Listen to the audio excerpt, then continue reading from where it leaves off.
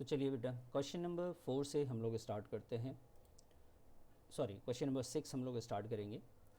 आइए question number 6 को read करते हैं। पहले मैं आपको क्वेश्चन समझाता हूँ, उसके बाद एक क्वेश्चन समझाऊंगा। जैसे ए बी और सी पार्ट है, तो इसमें पहले एक को समझाऊंगा, फिर एक की एंट्री करेंगे, फिर दूसरे पे आएंगे, फिर तीसरे पे आएंगे। ठीक है, तो क्रेडिटर वर्थ रुपीज़ 85,000।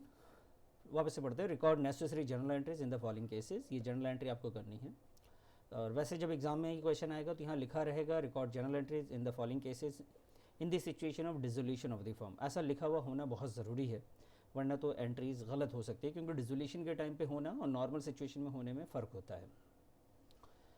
आइए, क्रेडिटर वर्थ रुपीज़ 85,000। एक क्रेडिटर है बेटा जिसकी कीमत 85,000 रुपीज़ है, ये आपके लिए प्योर लाइबिलिटी है। Accepted 40,000 as cash. आपको लाइबिलिटी पे करनी थी तो उन्होंने 40,000 रुपये कैश मांगे, या आपने उसको दिए तो उसने एक्सेप्ट कर लिया।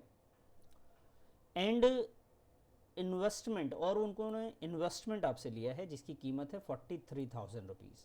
तो ये 40,000 एंड 43,000 बोले तो 83,000 उन्होंने लिया आपसे। अभी भी क्रेडिटर के वैसे देखे जाए तो 2,000 रुपये बच रहे हैं जो कि हमें देने चाहिए, लेकिन आगे लिखा हुआ बेटा in full settlement of their claim, कि अब जो 2,000 बच रहे हैं वो अब हमसे वो नहीं मांगेगा। तो पता है, मैं एक बात बताऊं, अगर ये लाइन नहीं लिखी रहती ना, in full settlement of their claim, तो अलग से मुझे और भी पैसे देने पड़ जाते। ठीक है, तो यहाँ पे नहीं देने पड़ेंगे क्योंकि फुल सेटलमेंट हो गया है। अभी हमें सिर्फ दो चीज़ें उनको देनी पड़ेगी, एक 40,000 का कैश देना पड़ेगा और 43,000 का इन्वेस्टमेंट देना पड़ेगा। तो जैसा कि आपको पता है कि अगर कोई लाइबिलिटी को हम कोई एसेट्स देते हैं तो उसकी कोई भी जर्नल एंट्री हम लोग रिकॉर्ड नहीं करते हैं। तो चलिए पॉइंट नंबर 1 की मैं आपको एंट्री करके दिखाता हूँ। आइए जी, तो पॉइंट नंबर 1 में हम एंट्री करेंगे क्वेश्चन नंबर 6 का पॉइंट नंबर 1। इसको पहले हम समझते हैं कि देखिए हमारे पास जो क्रेडिटर है बेटा वो कितने का था। क्रेडिटर था बच्चे 85,000 रुपीज़ का। क्रेडिटर ने बोला कि जी देखो ऐसा है, एक तो आप मुझे इन्वेस्टमेंट दे दीजिए, ठीक है जी, और आप जो है मुझे कैश दे दीजिए। तो कैश इन्होंने मुझसे 40,000 का मांगा, और इन्वेस्टमेंट जो है वो मुझसे वो 43,000 का ले रहे हैं। तो अगर कोई क्रेडिटर कोई इन्वेस्टमेंट लेके जाता है, यानी कोई एसेट्स हमारे पास से ले जा रहा है, तो उसकी कोई जर्नल एंट्री नहीं होगी, सिर्फ जो कैश में हम लोग पे कर रहे हैं उसकी एंट्री होगी। तो जब भी एंट्री आप करेंगे तो वही बेसिक चीज़ मैंने आपको बताया था कि जब आप एंट्री कर रहे होते तो कैश के बारे में, रिलेशन के बारे में और पार्टनर्स कैपिटल के बारे में, तीन चीज़ों के बारे में हमेशा सोचना होता है। तो कैश इस सिचुएशन में आपके पास से क्या हो रहा है, फर्म के पास से कैश जा रहा है, माइनस हो रहा है, और कैश जब भी माइनस होता है तो क्या होता है बेटा, क्रेडिट होता है। तो इसकी जर्नल एंट्री क्या करेंगे आप, आपने क्रेडिटर को पे किया, तो क्रेडिटर को पे करते हैं तो क्रेडिटर के नाम से नहीं लिखते, हम लोग लिखते हैं रिलायशन के नाम से। ये हमारा नुकसान होता है बच्चे। किसी भी लाइबिलिटी को पे करना, चाहे रिकॉर्डेड लाइबिलिटी हो, अनरिकॉर्डेड लाइबिलिटी हो, डिसोल्यूशन में पे कर रहे हैं तो आपके लिए नुकसान है। तो रिलायशन अकाउंट नॉमिनल अकाउंट होता है, नुकसान है तो वो डेबिट हो जाएगा, relation account debit to cash, और बैंक आप लिखें, दोनों चीज़ें साथ में लिखेंगे आप।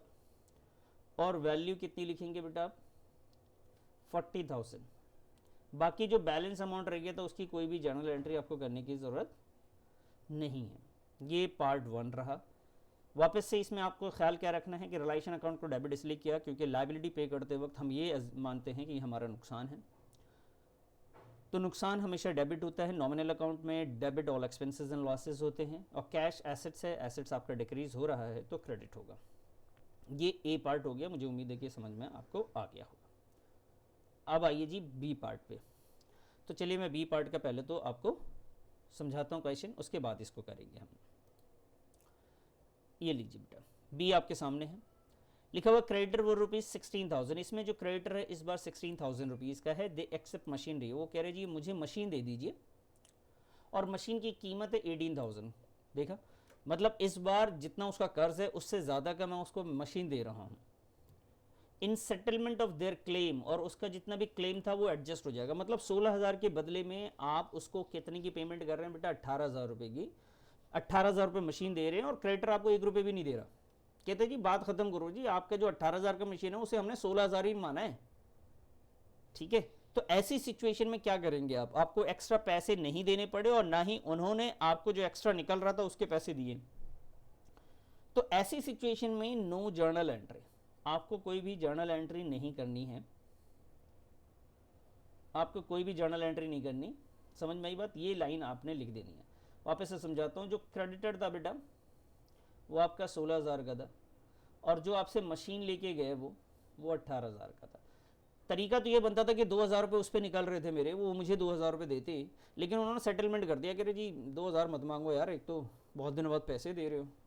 तो हमने 2,000 रुपये उससे नहीं मांगे, बात को ख़त्म कर दी। तो उसे कहेंगे आप उस सिचुएशन में कि हमें कोई भी जर्नल एंट्री करने की कोई ज़रूरत नहीं पड़ी, नो जर्नल एंट्री रिक्वायर्ड। अब आते हैं बच्चे सिचुएशन नंबर सी पे, केस सी लीजिए जी।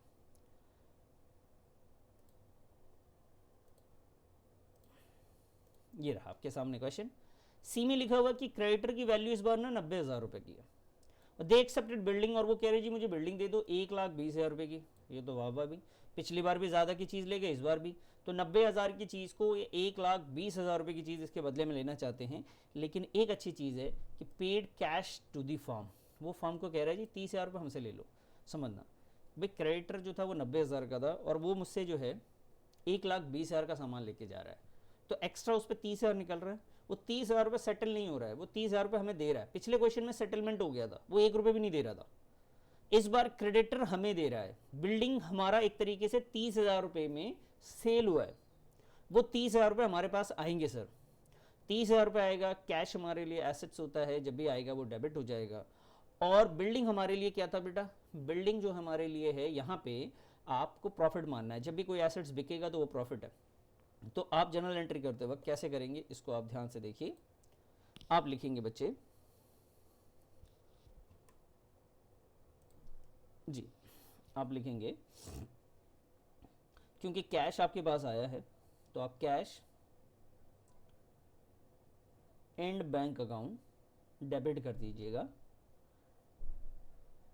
और रियलाइजेशन अकाउंट को आप क्या करेंगे, क्रेडिट कर देंगे। और ये जो वैल्यू है बेटा ये 30,000 रुपये की है। सर बाकी का क्या करें बेटा, बाकी लाइबिलिटी से एडजस्ट हो गया, और जब भी लाइबिलिटी से एडजस्ट होता है उसकी कोई भी जर्नल एंट्री हम लोग पास नहीं करते हैं। तो ये हमारी जर्नल एंट्री हो गई। तो ये 3 जर्नल एंट्री हो गई, ठीक है, समझ में आ गई होगी बात। मैं एक बार आपको इसी चीज़ को फॉर्मेट में भी दिखा देता हूँ। आइए, फर्स्ट, जब फर्स्ट में आपने क्रेडिटर 85,000 का था, उसमें 40,000 रुपये कैश दिए थे, 43,000 रुपये का आपका इन्वेस्टमेंट गया था। तो इन्वेस्टमेंट की कोई एंट्री नहीं हुई थी, सिर्फ 40,000 रुपये कैश की एंट्री हुई थी। तो relation account debit to cash आप फॉर्मेट लिखेंगे। मैं यहाँ पे फिर से भूल गया हूँ, आप यहाँ पे please in the books of ऐसे करके ज़रूर लिख दीजिएगा, in the books of the form, इस लाइन में। उसके बाद जर्नल सीरियल नंबर, क्योंकि डेट नहीं है तो सीरियल नंबर आप लिख सकते हैं, वरना तो यहाँ पर डेट का ही कॉलम आता है। उसके बाद सेकंड सिचुएशन में नो जर्नल एंट्री, कोई जर्नल एंट्री नहीं हुई है। और थर्ड सिचुएशन में हमारे पास कैश आया है, cash account debit to relation account, और उसकी वैल्यू कितनी आई, 30,000। तो उम्मीद है कि ये भी क्वेश्चन आपको समझ में आ गया होगा।